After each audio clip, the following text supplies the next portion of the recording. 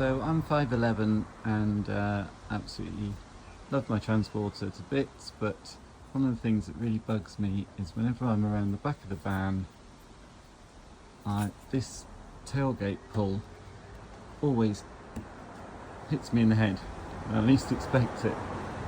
So I'm just getting stuff out of the van, in and out of the van, and I'm just walking past it and it hits me on the head, and it's really, really irritating. So I was thinking about putting a smaller handle on, and then I had an idea for how I might fix it, so I thought I'd share it with you. My idea is pretty simple. I've just got bought a magnet that I'm going to fit onto the handle here, and then put something behind the carpet for it to attach to, for the magnet to attract to, and then it should hold it there, and then when I need to use it, I'll just pull it down and use it, because it is actually really useful, especially when you're inside the van. So this is how I did it, or how I'm going to do it. So the magnets I have are these. I'll add the link in the description, but they are rubber coated magnets from AliExpress. I got these from, and then what I'm going to do is just put a washer inside the carpet lining so that the magnet's got something to attract to, because it won't work if I'm going through the carpet lining without something on the other side. So I just have these 20mm washers. Ooh, this 20mm washer, which I'm going to put on the other side.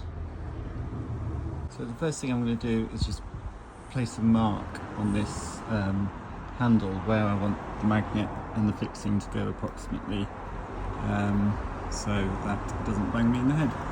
So we're going to go for here, we're just going to put a little mark in the middle, say there, that looks good. There, so we've got little marks so we can see, and then now I'm just going to remove these, I think they are T6.1 bolts, just so I can pull the hanger down to fit the magnet. Yeah, so they are T6.1 bolts, and you just simply unscrew them. Sorry, I'm trying to do this with one hand, it's not easy.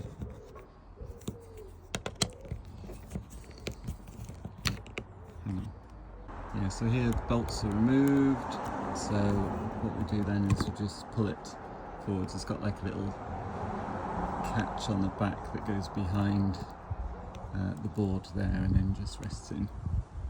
So we've got it off, so now we can fit the magnet. So the magnet I have has a bolt on the back, a nut on the back, sorry, and then a couple of washers. Oops. It's a very strong magnet. And it has like a little spindle. Has a bolt which is built in to the magnet, which is 3mm diameter. So what I need to do is, where I've marked this handle, which is where I want to fit the magnet, I've got this little mark, so I'm just going to drill a 3mm hole at that location so I can pop the magnet through and fit it. So here we have the hole that's been drilled in. I actually used a 4mm bit in the end because 3mm was a bit tight, but you just basically drill the hole to whatever diameter bolts you have attached to your magnet. Pretty simple. And then you simply push your magnet through the hole, so that the bolt is coming out the other side. You can see I've just got enough I can push that down a bit more, but I've just got enough to get the nut on the other side, which I'll do now. So with the 7mm spanner for this particular magnet, you can see now it's got really good catch of the nut, and it fits really nicely. It's super secure. There's no way that is coming off onto the handle. So that's that part done basically. So all I need to do now is insert the washer that I'm going to put just behind the carpet lining. So somewhere here, I'm just going to make a little insertion, just slip this washer behind to fit it. But first thing I'm going to do to make sure I get this in the right place is to refit the handle, which is just a matter of just bolting it back on. Okay, so that's the handle bolted back on. And you can see the magnet's not really, it doesn't look too bad because it's got this black rubber coating. It sort of blends in quite nicely with the strap itself. And there's the bolt on the back. So what I need to do now is just figure out, so if I place that up like that, you can see, I'll be able to mark, I think you see that, I'll be able to mark where I need to insert the washer behind the carpet so that it sticks to it. So I will just get a pencil and just approximately mark where I need to put it. So by just moving the handle up into position, I figured out that this is the location that I want my washer to sit behind the carpet. So I'm just going to make an incision, a small incision in front of it here, there, so that I can try and slide this washer behind the carpet. Now it may be tricky because this has been glued down with high temperature adhesive, so I may have to just sort of push the knife into the carpet a bit just to make a pocket so that I can slide this washer in. And obviously I want to make it as neatly as possible so that you can't really see it when the washer's been inserted. So I have got a brand new Stanley blade ready to go, so I'm just going to try and cut I'm just going to cut just in front of it. I can't point at the same time there, like across here, so I can then insert this in. So I'm holding the camera, so I'm going to have to do that now. So yeah, so I'm making a cut across here, so this is just in front of where the washer needs to go. So I've cut through the carpet there, and then I just need to try and prise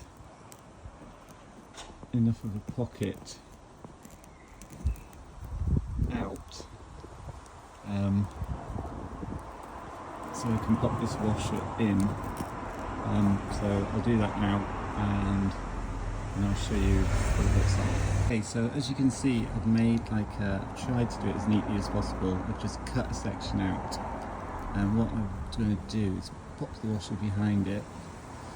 It's good to cover the whole thing, but this is stretched carpet, and then I'm going to just get some high temperature adhesive just to cover it over so that you can't see the washer. So that's without any adhesive or anything, and it doesn't look too bad. You can see it a bit, but it's probably because I've hacked the carpet a bit. I think you could probably do a neater job than that. But I'm going to get some high temperature adhesive and just re-glue that with the washer in place next. So with the washer in place, I've just sprayed a bit of trim fix on the carpet and on the washer as well, actually. I'll just let that go off for a bit, wait till it goes tacky, and then I will try and just push it back and neatly hide the washer. Okay, so I put the washer in. It's not the neatest of jobs, if I'm honest. Probably could have done a neater job of it. You can see it there. Where I've cut it. I didn't do an amazing job of cutting it, to be honest. But in the grand scheme of things, it's not that obvious. And particularly when the tailgate strap is into position. So what it does now is, rather than this dangling all the time and just hitting me on the head all the time I'm around the back of the van, now I can just put it up into position and it holds it into position, and I can walk underneath it without banging my head, which is amazing. Simple solution to a very annoying problem, and it's really easy to release as well. It's not like it's a really you've got to really pull it. It's just a simple release, but it just holds it into position. So from the inside of the van, this is what the handle looks like. As you can see, it's all good, clears the bottom and everything. Then if I want to use the tailgate from the inside, I can use it if I want to pull it off, pull the tailgate down, and it just catches again. So yeah, cool. So if anybody's has a tailgate transporter and you're quite tall, 5'11" or more, and this is really a bit annoying for you, then this may be a way that you can solve it. And I just thought I'd share it with you. If you found this video useful, then if you could like it, that would be great. And if you want to add any comments as to how I could improve this, or any ideas or thoughts on this, then let me know.